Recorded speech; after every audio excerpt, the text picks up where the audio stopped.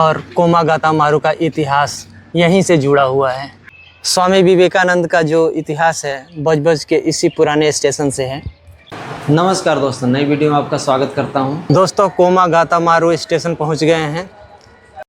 कोमागाता मारू बजबज स्टेशन दोस्तों 1890 में स्थापित इस स्टेशन का इतिहास बहुत पुराना है।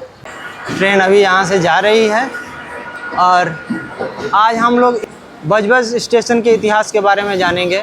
दोस्तों 1890 में बने इस स्टेशन का नाम पहले बजबज था, लेकिन 2013 में इसका नाम बदल करके कोमागाता मारू स्टेशन रख दिया गया। इस स्टेशन के नाम के बदलाव के पीछे का कारण भी जानेंगे और इस स्टेशन के दिलचस्प इतिहास के विषय में भी जानने की कोशिश करेंगे। दोस्तों बजबज का इतिहास खासकर दो नामों से जाना जाता है, एक कोमागाता मारू और दूसरा स्वामी विवेकानंद के नाम से। पहले हम जानेंगे कोमागाता मारू क्या है और बजबज के पहले कोमागाता मारू क्यों लगाया गया। फिर बजबज का स्वामी विवेकानंद के साथ क्या कनेक्शन है उसको भी जानने की कोशिश करेंगे। दोस्तों बजबज एक इंडस्ट्रियल एरिया है, बहुत सारी इंडस्ट्री यहाँ पर हैं, तेल डिपो है और बहुत सारी जूट मिलें भी हैं यहाँ पर। हम जानने की और देखने की कोशिश करेंगे। दोस्तों ये कोमागाता मारू बजबज स्टेशन है, सामने जो ट्रेन लगी हुई है दिख रही है और आगे जाने पर थोड़े ही दूर पर हुगली नदी बहती है। दोस्तों यहाँ बड़े बड़े तेल डिपो हैं, रिफाइनरी से पाइपलाइनों द्वारा तेल यहाँ पर आता है और यहाँ से ट्रेनों में भरकर वापस देश के कोने कोने तक जाता है। ये देखिए अंदर जाने का रास्ता ट्रेन का। ये हिंदुस्तान पेट्रोलियम का तेल डिपो है। बड़े बड़े तेल के टैंक बने हुए हैं जिसमें तेल का भंडारण होता है। स्टेशन से कुछ इस तरह के रास्ते से हम जा रहे हैं कोमागाता मारू के इतिहास के विषय में जानने के लिए। इधर से सीधा जाते हुए वो स्थान आएगा। दोस्तों ये कोमागाता मारू शहीदगंज और कोमागाता मारू का इतिहास यहीं से जुड़ा हुआ है। अब हम बात करते हैं इसके इतिहास के विषय में।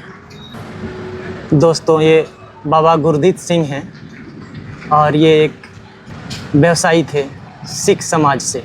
इनका व्यवसाय शायद हांगकांग में था। दोस्तों कोमागाता मारू एक स्टीम से चलने वाला जापानी जहाज़ था जिसे बाबा गुरदीत सिंह ने किराए पर लिया था भारत के 376 लोगों को कनाडा भेजने के लिए। इन यात्रियों में ज़्यादातर सिख समुदाय से थे और कुछ हिंदू और मुसलमान थे।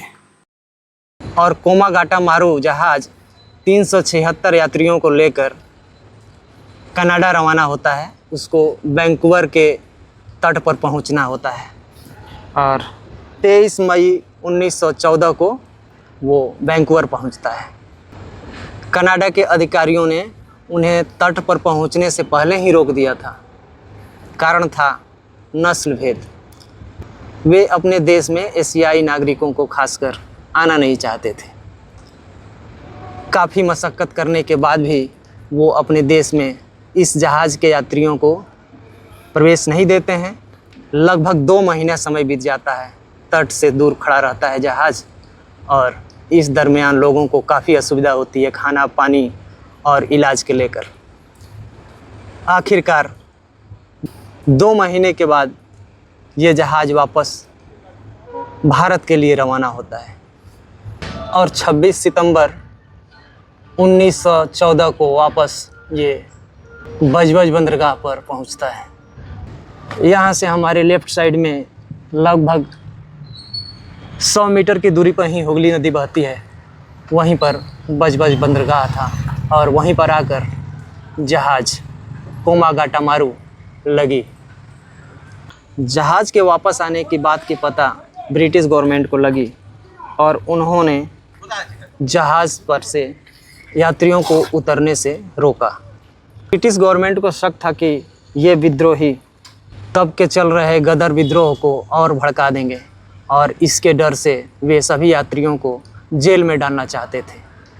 इस बात को लेकर ब्रिटिश पुलिस और यात्रियों में संघर्ष शुरू हो गया और संघर्ष इतना बढ़ गया कि ब्रिटिश पुलिस गोलियां चलाने लगे यात्रियों पर और इस तरह से करीब 19 लोग मारे जाते हैं।